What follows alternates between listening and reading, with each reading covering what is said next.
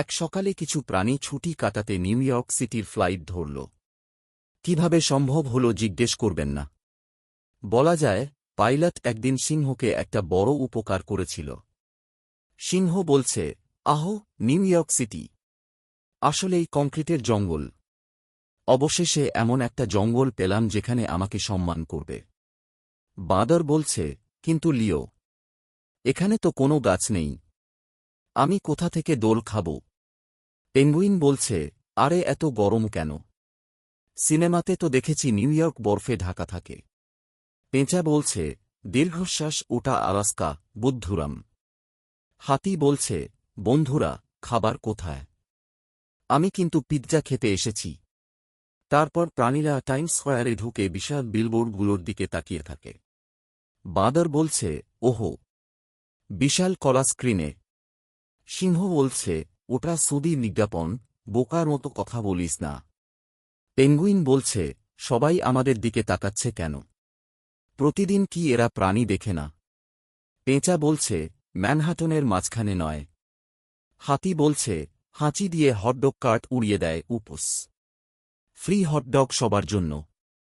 ভিড়, তালি দিয়ে, ইয়া, দারুণ স্ট্রিট শো। তারপর প্রাণীরা সেন্ট্রাল পার্কে ঘুরছে।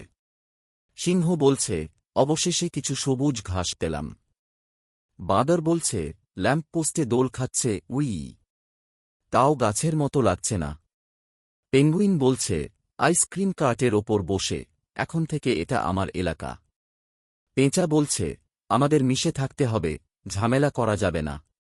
হাতি বলছে, চিৎকার করে, ট্যুরিস্ট। হাতির সাথে ছবি, মূল্য এক স্লাইস পিৎজা। ট্যুরিস্টরা লাইন ধরে পিৎজা দিয়ে ছবি তুলছে। তখন প্রাণীরা নিউ ইয়র্ক সাবওয়েতে উঠে। বাঁদর বলছে, ওয়াও, এটা বিশাল আন্ডারগ্রাউন্ড গাছের মতো।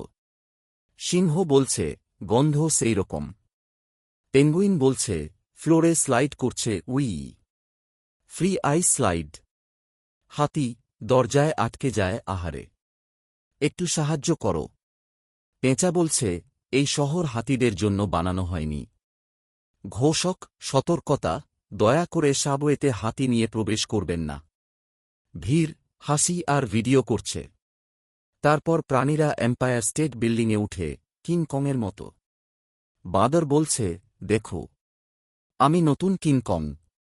সিংহ, না, আমিই রাজা। পেঙ্গুইন, হোঁচট খেয়ে, বাঁচাও, আমি তো উঁচু জায়গার জন্য না।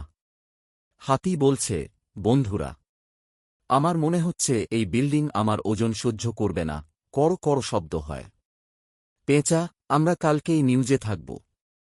এভাবে নিউ ইয়র্ক সিটি পেল তার সবচেয়ে বন্য একদিন। প্রাণীরা প্রতিশ্রুতি দিল ভালো আচরণ করবে, অন্তত প্যারিস যাওয়ার আগে পর্যন্ত।